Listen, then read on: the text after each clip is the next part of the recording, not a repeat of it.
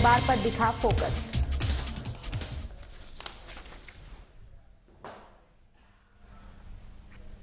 नमस्कार, मैं हूं आपके साथ ज्योति यादव और आप देख रहे हैं उत्तराखंड का ये विशेष कार्यक्रम। चलिए इस विशेष कार्यक्रम की शुरुआत करेंगे इस वक्त की बड़ी और अहम जानकारी के साथ। देहरादून से इस वक्त की बड़ी खबर सामने आ रही है, जहां दिल्ली बीजेपी की प्रचंड जीत पर कैबिनेट मंत्री गणेश जोशी का बयान सामने आया है, जहां पीएम मोदी दिल्ली की जनता और कार्यकर्ताओं को आभार जताया। उन्होंने मंत्री ने जीत को पीएम मोदी के नेतृत्व और बीजेपी सरकार की विकास योजनाओं का परिणाम बताया। तो इसके साथ ही आपको बताते चले कि अब दिल्ली में 27 साल बाद बीजेपी की यहां पर जीत हुई है, जिसको लेकर यहां कार्यकर्ताओं में खुशी की लहर देखने को मिल रही है। और अब कैबिनेट मंत्री गणेश जोशी का बयान सामने आया है। उन्होंने पीएम मोदी और दिल्ली की जनता और कार्यकर्ताओं का आभार जताया। पीएम मोदी की गारंटी और विकास की जीत है, ये गणेश जोशी ने ये बातें कही। उन्होंने कहा कि जनता ने बीजेपी की नीतियों पर भरोसा जताया है।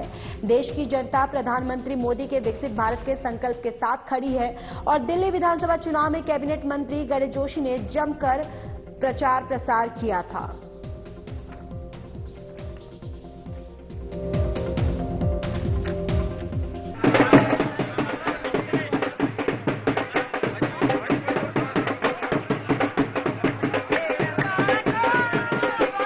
मोदी की गारंटी की जीत है। ये जनता की मोदी के पर विश्वास की जीत है। आपने देखोगा इससे पहले भी लोकसभा के चुनाव में वहां की सातों सीटें दिल्ली की महान जनता ने भारतीय जनता पार्टी की झोली में डाली थी। तब पूरा विपक्ष एकजुट होकर चुनाव लड़ रहा था। उसके बावजूद भारतीय जनता पार्टी वहां पर विजयी हुई है। और आज केजरीवाल के लाख झूठ के बाद सरकार का प्रचार केजरीवाल जी वहां पर कर रहे थे, जनता ने इसको नहीं स्वीकारा और मोदी की गारंटी को स्वीकारा है और भारतीय जनता पार्टी की सरकार वहां पर बनी है। इसके लिए मैं दिल्ली वासियों का आभार व्यक्त करता हूं, अभिनंदन करता हूं। और साथ ही क्योंकि दिल्ली के अंदर उत्तराखंड वासी बहुत बड़ी संख्या में हैं,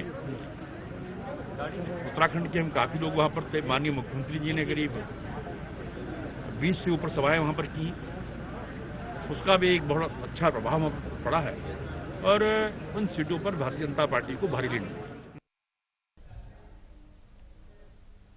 चलिए आगे बढ़ते हैं। 38वें राष्ट्रीय खेलों के समापन समारोह को भी यादगार बनाने की तैयारी कर ली गई है, जहां मशहूर बॉलीवुड सिंगर सुखविंदर, कुमाऊनी गायिका श्वेता महारा और दिगारी ग्रुप समापन समारोह की शान बढ़ाएंगे। तो खेल मंत्री रेखा आर्या ने खेल सचिवालय में आयोजित उच्च अधिकारियों के साथ बैठक में कार्यक्रम की अंतिम रूपरेखा तैयार की है।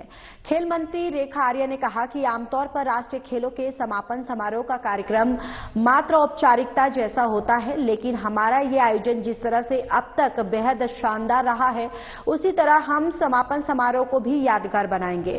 खेल मंत्री ने बताया कि इसके लिए सीएम पुष्कर सिंह धामी ने व्यापक व्यवस्थाएं करने के निर्देश दिए हैं। खेल मंत्री रेखा आर्या ने बताया कि खेलों के पूरे आयोजन के दौरान आम जनता ने सक्रियता से भागीदारी निभाई और समापन समारोह में भी आमजन को शामिल किया जाएगा। इसके लिए हल्द्वानी के गोलापाल स्टेडियम में 15,000 से ज्यादा लोगों की बैठने की व्यवस्था की गई है। खेल मंत्री रेखा आर्या ने बताया कि समापन समारोह में देश के सभी टीमों के एथलीट और रिकॉर्ड होल्डर को सम्मानित किया जाएगा।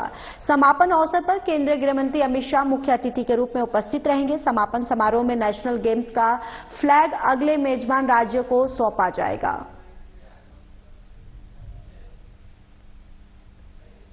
कि आज अब तक के हमारे राष्ट्रीय खेलों में शुभारंभ से लेकर और अभी तक के सफरनामे में जो व्यवस्थाएं चल रही हैं उसकी समीक्षा की गई है। इसके साथ साथ में आने वाले समय में यानी कि 14 फरवरी को जब समापन होगा तो समापन की तैयारी बैठक भी की है। और समापन जो है सामान्यतः अभी तक हम लोग जैसे देखते आ रहे हैं वो औपचारिकता भर समापन होता रहा है, लेकिन माननीय मुख्यमंत्री जी के निर्देश हैं कि यह समापन जो है औपचारिकता भर नहीं होना चाहिए। अभी तो यह समापन जो है वो बिल्कुल दिव्य और भव्य होना चाहिए और जिस प्रकार से हमारा शुभारंभ हुआ है उसी प्रकार से उसी आगाज के साथ समापन भी हो, तो उसके निर्देश माननीय मुख्यमंत्री जी की तरफ से प्राप्त हुए हैं, तो हम लोगों ने उसी की तैयारी बैठक की है। और मैं समझती हूँ कि इस बैठक को हमारे जितने आगंतुक हैं, जो संख्या वहां पर है, जितनी संख्या हमारी देहरादून की थी, 25,000 से अधिक संख्या यहाँ पर हमारे दर्शक गणों की थी, ठीक इसी प्रकार से अपने गोलापार हल्द्वानी में भी ये संख्या जो है पूरे स्टेडियम की लगभग 15 से 20,000 के आसपास की संख्या आने की पूरी संभावना है। तो उस परिप्रेक्ष्य में भी अधिकारियों को निर्देशित किया है। तो चलिए रुक कर लेते एक और बड़ी खबर देहरादून से सामने आ रही है, जहां पर दिल्ली में जिस तरीके से बीजेपी ने प्रचंड जीत हासिल की है, उसके बाद लगातार बयान जो है वो बीजेपी की तरफ से सामने आ रहे हैं। बीजेपी प्रदेश अध्यक्ष महेंद्र भट्ट का भी अब बयान सामने आया है। उत्तराखंड बीजेपी प्रदेश प्रभारी दुष्यंत गौतम की हार पर बयान दिया है उन्होंने। करोल बाग विधानसभा सीट से उत्तराखंड प्रदेश प्रभारी दुष्यंत गौतम ने चुनाव लड़ा था। बीजेपी के लिए करोल बाग विधानसभा चुनौतीपूर्ण सीट थी, जहां पर महेंद्र भट्ट ने अब ये कहा है, उन्होंने साथ ही साथ ये बयान दिया, चुनौतीपूर्ण सीट से वरिष्ठ नेता के लड़ने से दोनों प्रकार की संभावनाएं होती हैं। प्रदेश प्रभारी दुष्यंत गौतम की हार में भी जीत है और पिछली बार के मुकाबले 30,000 से गिरकर मात्र 7,000 का मार्जिन हुआ था। भविष्य में करोल बाग विधानसभा सीट पर भी बीजेपी अपना परचम लहराएगी।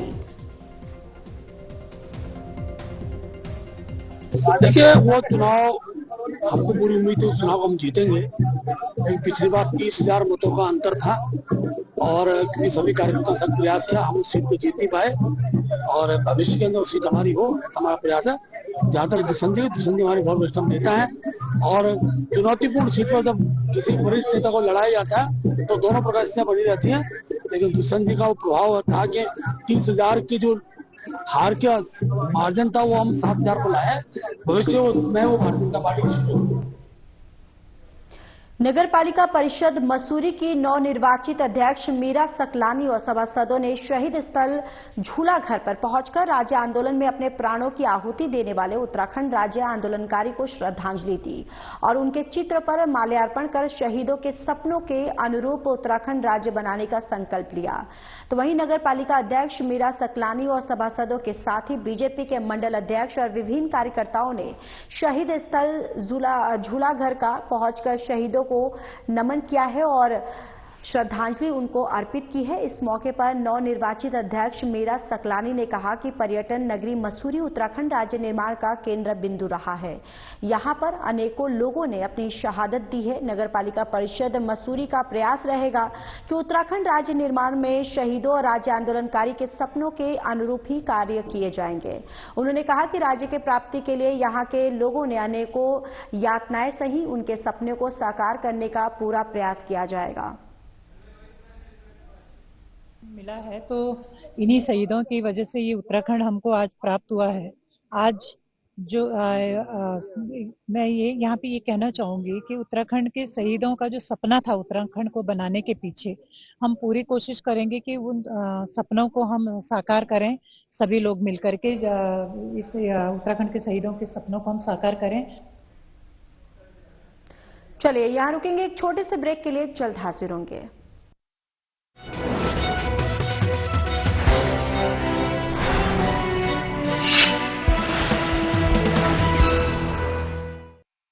भूमि उत्तराखंड में 38वें राष्ट्रीय खेल शुरू हो गए हैं। उत्तराखंड में पहली बार इतने बड़े पैमाने पर इस तरह के नेशनल इवेंट का आयोजन हो रहा, ये अपने आप में बहुत बड़ी बात है। आज स्पोर्ट्स को भारत के विकास से जोड़ा जा, हम इसे भारत की युवाओं के आत्मविश्वास से जोड़ रहे हैं। नेशनल गेम्स का सफलतापूर्वक आयोजन राज्य सरकार के नीतिगत प्रयासों को उजागर करता है। खेलों के इस महाकुंभ को सफल बनाने के लिए मुख्यमंत्री श्री पुष्कर सिंह धामी के नेतृत्व में राज्य सरकार ने काफी पहले से उच्च स्तरीय तैयारियां शुरू कर दी थी। राज्य में हाईवे, सड़कों, अस्पताल, स्कूल, कॉलेजों समेत बेहतरीन इंफ्रास्ट्रक्चर है। इसी कड़ी में प्रदेश में विश्व स्तरीय स्पोर्ट्स इंफ्रास्ट्रक्चर और अत्याधुनिक सुविधाएं भी उपलब्ध कराई गई हैं। राज्य में 2 अंतर्राष्ट्रीय स्तर के स्पोर्ट्स कॉम्प्लेक्स, 3 एस्ट्रोटर्फ, 1 वेलोड्रोम, और 22 से अधिक स्टेडियम हैं। राज्य में नई खेल नीति भी लागू की गई है और अनेक योजनाएं चलाई जा रही हैं। इन दिनों नेशनल गेम्स के प्रति उत्साह चरम पर है। 10,000 से अधिक खिलाड़ी 35 अलग अलग खेलों में अपनी प्रतिभाओं का प्रदर्शन कर हर दिन नए कीर्तिमान स्थापित कर रहे हैं। ये बरसों की मेहनत के बाद मिली विजय भी है और भविष्य की जीत की तैयारी भी। यही खिलाड़ी आने वाले समय में अंतर्राष्ट्रीय मंचों पर देश का नाम रोशन करेंगे। संकल्प से शिखर के मूल मंत्र पर कार्य करते हुए राज्य सरकार देवभूमि उत्तराखंड को खेल भूमि के रूप में पहचान दिलाने के लिए पूर्णतः प्रतिबद्ध है।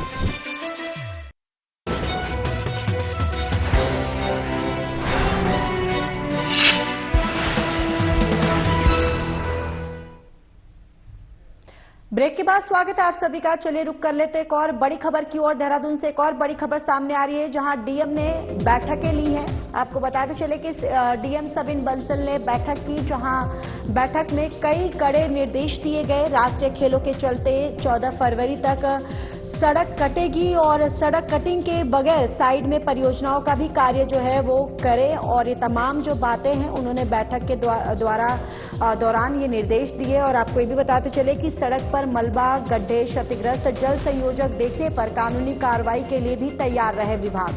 और 15 फरवरी के बाद रात 10 बजे से सुबह 5 बजे तक बिछेगी विद्युत, पेयजल और सिविल लाइन, जहां काम पूरा होने के बाद ड्रेन को यहां पर बंद किया जाएगा। परियोजनाओं का काम पूरा होने के बाद डामरीकरण सहित अन्य विभागीय कार्यों का भी यहां पूरा किया जाएगा। परिसंपत्तियों की क्षति को समय से ठीक करें, संबंधित विभागों को क्षतिपूर्ति की धनराशि समय से उपलब्ध कराए। तो ये तमाम बातें सविन बंसल जो है बैठक के दौरान उन्होंने कहा, उन्होंने निर्देश दिए हैं, और ये एक कड़े निर्देश जो है डीएम के द्वारा दिए गए हैं।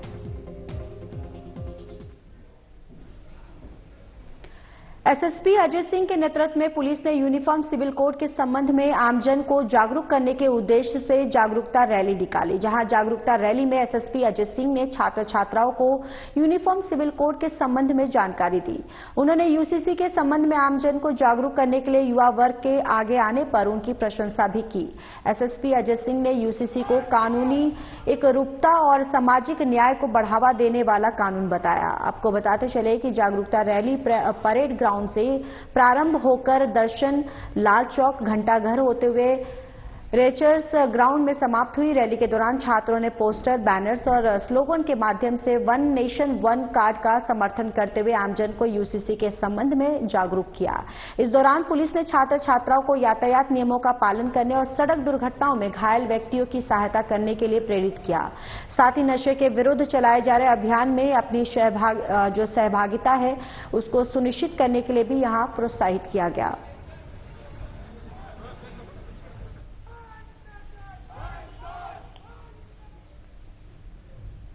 प्रदेश में उत्तराखंड विद्यालय शिक्षा परिषद की बोर्ड परीक्षाएं 21 फरवरी से शुरू हो रही हैं। छात्रों को तनाव मुक्त होकर परीक्षा देने के उद्देश्य से शिक्षा विभाग की तरफ से तनाव प्रबंधन पर कार्यशाला आयोजित की गई है, और कार्यशाला में शिक्षा महानिदेशक झरना कमठान ने छात्र छात्राओं को परीक्षा में तनाव मुक्त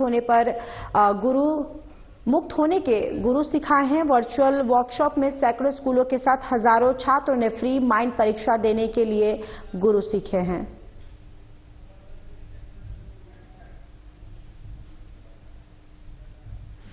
जैसे कि बोर्ड एग्जाम्स की डेट निर्धारित हो गई है, और जो हमारे गवर्नमेंट स्कूल्स हैं वहां पे 21 फरवरी से लेकर 11 मार्च तक जो है बोर्ड एग्जाम्स जो हैं चलेंगे।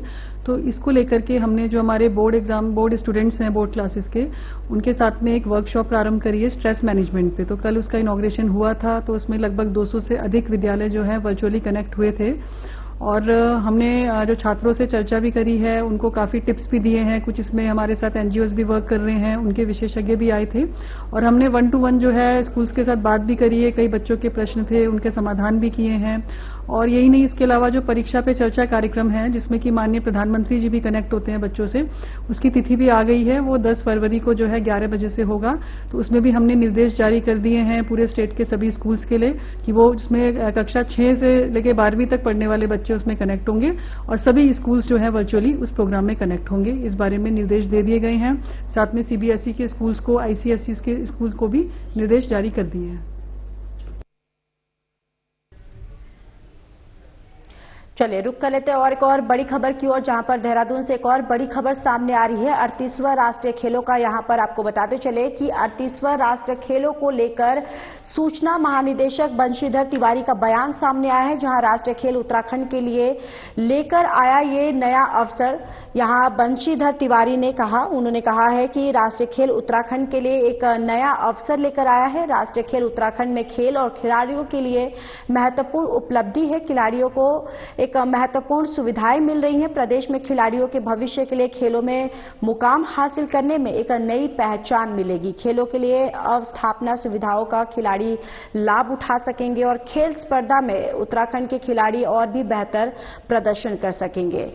तो देखिए 38वें राष्ट्रीय खेलों को लेकर सूचना महानिदेशक बंशीधर तिवारी का बयान सामने आया, जहां राष्ट्रीय खेल उत्तराखंड के लिए एक नया अवसर जो है वो लेकर आया है और राष्ट्रीय खेल उत्तराखंड में खेल और खिलाड़ियों के लिए एक महत्वपूर्ण उपलब्धि है। इसके साथ ही उन्होंने कहा कि खिलाड़ियों को एक महत्वपूर्ण सुविधाएं मिल रही है। प्रदेश में खिलाड़ियों के भविष्य के लिए खेलों में मुकाम हासिल करने में एक नई पहचान हासिल होगी।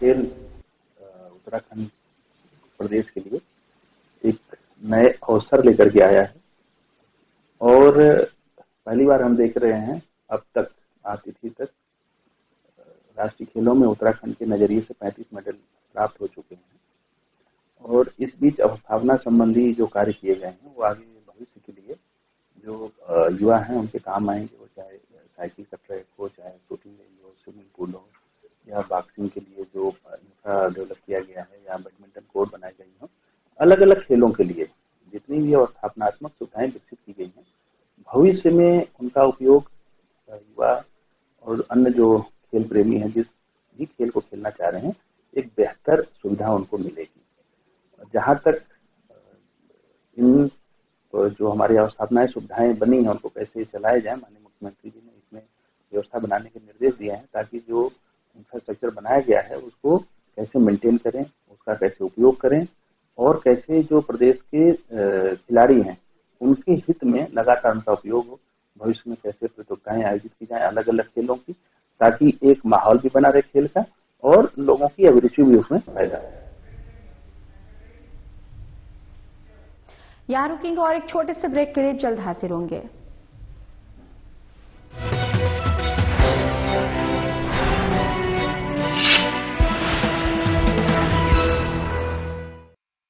और उद्यमिता को बढ़ावा देने में अग्रणी राज्य उत्तराखंड ने अपने मजबूत नेतृत्व और अभिनव प्रयासों के बलबूते स्टार्टअप के क्षेत्र में स्थापित की हैं कई मिसाल। प्रदेश को एक बड़े स्टार्टअप हब में बदलने की दूरदर्शी सोच के साथ साथ राज्य में स्टार्टअप इकोसिस्टम को विकसित करने हेतु मार्च 2023 में नई स्टार्टअप नीति लागू की गई है। स्टार्टअप की फंड तक आसान पहुंच बनाने और राष्ट्रीय एवं अंतर्राष्ट्रीय स्तर पर मार्केटिंग के अवसर मुहैया कराने के साथ साथ जनपद स्तर पर लोगों में स्टार्टअप के प्रति जागरूकता बढ़ाई जा रही है।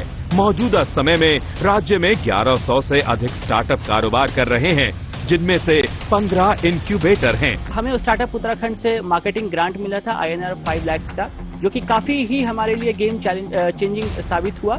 Thanks to the state of Uttarakhand for providing us और rendering us the endless support to run this entire ecosystem. इनमें से 50 से अधिक स्टार्टअप राष्ट्रीय और अंतर्राष्ट्रीय स्तर पर काम कर रहे हैं। 5 वर्ष में 1000 स्टार्टअप के विकास को प्रोत्साहन, प्रत्येक जिले में कम से कम एक इंक्यूबेटर, उत्तराखंड वेंचर फंड यानी UVF की स्थापना, जिला नवाचार समिति की स्थापना, उद्योग अकादमिक सहयोग को सक्षम बनाना। नई स्टार्टअप नीति के तहत स्टार्टअप्स के लिए 12 माह तक 20,000 रुपए तक के मासिक भत्ते, 12,50,000 रुपए तक एक मुश्त सहायता जैसे वित्तीय प्रोत्साहन का प्रावधान है। इसके अलावा 5 लाख रुपए तक की IPR भुगतान और निशुल्क इंक्यूबेशन सहायता भी उपलब्ध है। साथ ही 3 लाख रुपए तक राष्ट्रीय और अंतर्राष्ट्रीय एक्सपोजर प्रोत्साहन और 1 करोड़ रुपए तक की पूंजीगत सहायता का भी प्रावधान है। नई स्टार्टअप नीति से रोजगार को मिला विस्तार, उद्यमिता को बढ़ावा दे रही उत्तराखंड सरकार।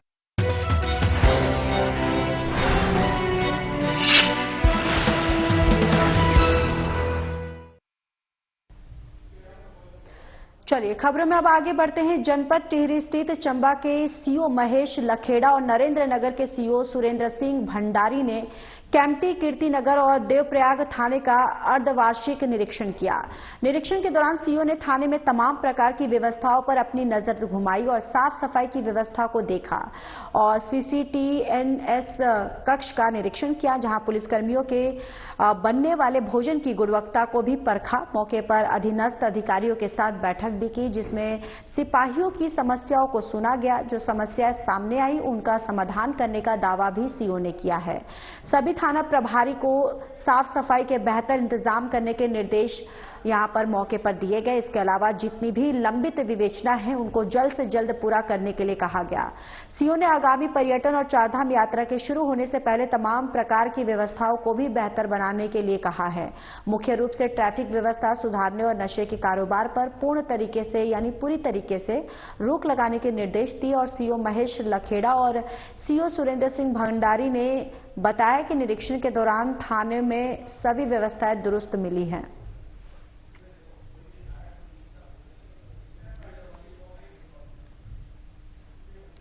जनपद पौड़ी की धुमाकोट थाना पुलिस ने गांजा सप्लाई कर रहे एक युवक को गिरफ्तार किया, जिसके कब्जे से पुलिस ने 19 किलो गांजा बरामद किया है। गांजा बरामद होने पर पुलिस ने युवक के खिलाफ गांजा तस्करी करने के आरोप में मुकदमा दर्ज कर लिया है। आरोपी को पुलिस में न्यायालय में पेश किया गया है और साथ ही साथ जहां कोर्ट के आदेश पर पुलिस ने आरोपी को जेल भेज दिया है। मामले में अधिक जानकारी देते हुए पुलिस कप्तान लोकेश्वर सिंह ने बताया कि जिले में नशा तस्करी पर प्रभावी रोक लगाने के प्रयास पुलिस कर रही है। इसी कड़ी में धुमाकोट थाना प्रभारी लाखन सिंह की टीम ने वाहनों की चेकिंग की। इस दौरान एक संदिग्ध वाहन पुलिस को दिखाई दिया। तलाशी लेने पर वाहन से पुलिस को 19 किलो गांजा बरामद हुआ है। पुलिस कप्तान ने बताया कि आरोपी की पहचान राज मल्होत्रा निवासी रामनगर जिला नैनीताल के रूप में हुई है। आरोपी के आपराधिक इतिहास की जानकारी की जा रही है। फिलहाल आरोपी को जेल भेज दिया गया है। गांजा कहां से लाया गया और कहां सप्लाई होना था, इस संबंध में भी जानकारी जुटाई जा रही है।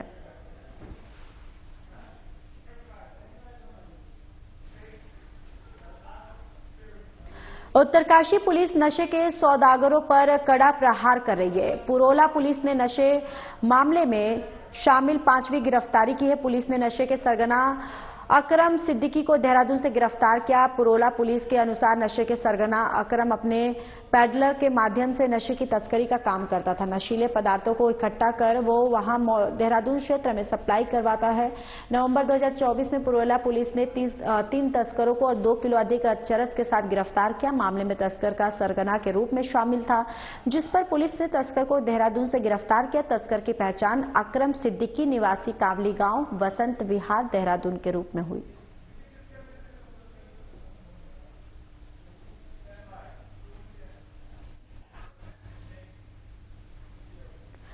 तो देहरादून से एक और बड़ी खबर सामने आ रही है, जहां पर मुख्यमंत्री पुष्कर सिंह धामी का एक बड़ा बयान जो है वो सामने आया है। आपको बताते चले कि मुख्यमंत्री पुष्कर सिंह धामी ने ये बयान दिया है, जहां पीएम मोदी के नेतृत्व में देश में ऐतिहासिक कार्य हो रहे हैं, देश के संकल्पों पर काम किए जा रहे हैं और धारा 370, 3 तलाक और भगवान राम की प्राण प्रतिष्ठा हुई है। उत्तराखंड से यूसीसी की शुरुआत हुई है। यूसीसी की गंगा पूरे देश को जल जीवन देने के काम करेगी, सभी को लाभ पहुंचाएगी।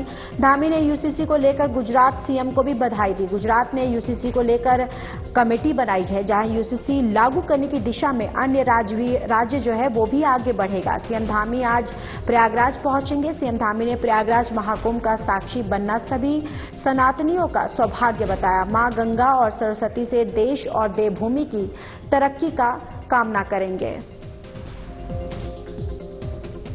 हमारे प्रधानमंत्री आदरणीय मोदी जी के नेतृत्व में वो सब काम हो रहे हैं जो देश के संकल्प रहे हैं। देश की आजादी के बाद चाहे धारा 370 हो, 3 तलाक हो, भगवान राम का भव्य मंदिर बनना हो और सीएए का कानून लागू करना हो या यूसीसी देश के अंदर लागू करना हो, उसकी शुरुआत देवभूमि उत्तराखंड से हुई है।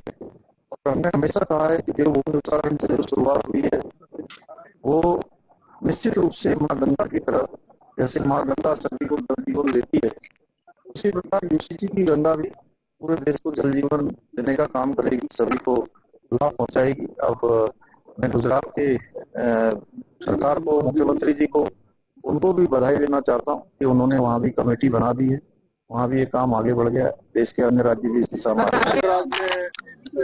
महाकुंभ। फिलहाल इस बुलेटिन में इतना ही। नमस्कार।